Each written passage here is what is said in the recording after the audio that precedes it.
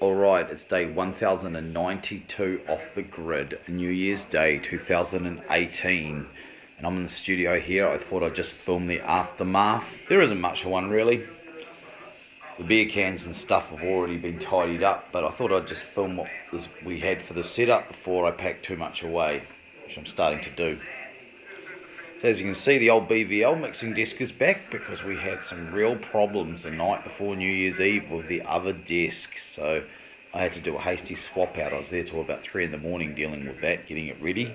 But I'm glad I did it on the eve of the eve rather than on the day before the show. Anyway, but that performed adequately. We've got the TAC back in this position for now, so this will stay like this until we fix the other desk or get a replacement.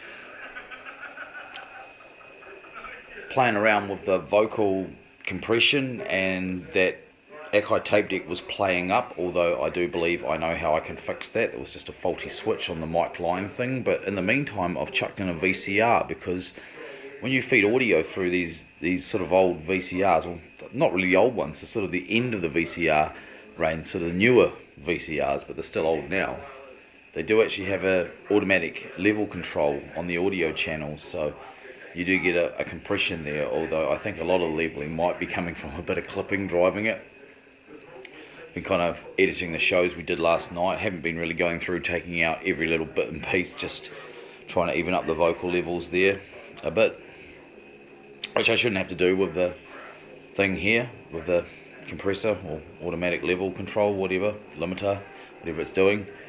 But I think it was just set a little bit too hot, but you know, that's just something to play around with. I lifted the resistor over here on the transformer to get a bit more level into this desk, because the mic channel on this desk is not as good as the other desk, so yeah, it's not so good.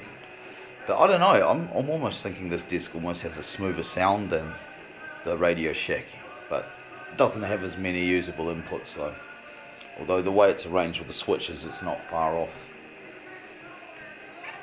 At least we don't have the problem with the micro switch on this one with the tally thing, you know. The switch works really well, although it does click into the mic when you turn it on. But anyhow, we had the E here set up, going through the Wi-Fi. I'm not a big fan of Wi-Fi for health reasons and stuff, but around here, because I'm not here all the time, I don't mind it for its convenience. And on this, we were taking requests through the chat room on our Radio Foxton page, you know, radiofoxton.radiostream321.com.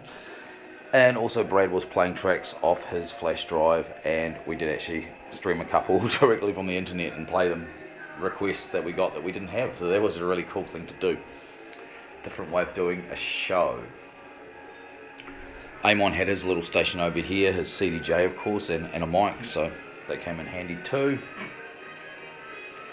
Because of the way I'd structured the inputs here with the switches and stuff, I ended up using this most of the time actually, because this was on the channel that was shared with Brad's over there, so it just stayed on his side most of the time.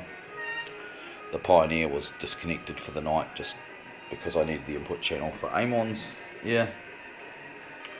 Oh, the electric guitar for the New Year's Eve thing was a bit different this time, because I decided the easiest way was to actually have an amp and mic it up. So this is what I got, my little Bluetooth speaker, which we use for Beltane, with the Joe Satch amp plug, a real guitar mic, an SM57, going into channel 2 of our broadcasting mixer here. So that was cool, because that way when the mics were on and the audio is muted on the main speakers over here, didn't have to worry about monitoring through this radio, although we did have this on because we still needed it for the Dual Studios thing we did earlier, but you could hear the guitar better and that made it a bit more fun. I jammed it up a bit more this time, made it more chaotic, Jimi Hendrix-y. Then tried to do a Caudle version of it and sing along, but it was in the key of bloody F, and I found out that's not really my vocal thing, so I cut that one out pretty quick. Just here today, like I say, editing the shows and doing a live, if you like, replay of last night, straight off the pen drive, straight through the disc here, you know. They're not loaded onto the playout computer yet. But right now, I'm going to do a bit of work on the computer while it's kind of offline. I mean, it's still playing, but its audio is obviously muted, so it's a handy time to do that. And I'm going to move Amon's player so I can get the mouse where it should be. So that's why I'm filming now, basically. So, yeah, we had a good time.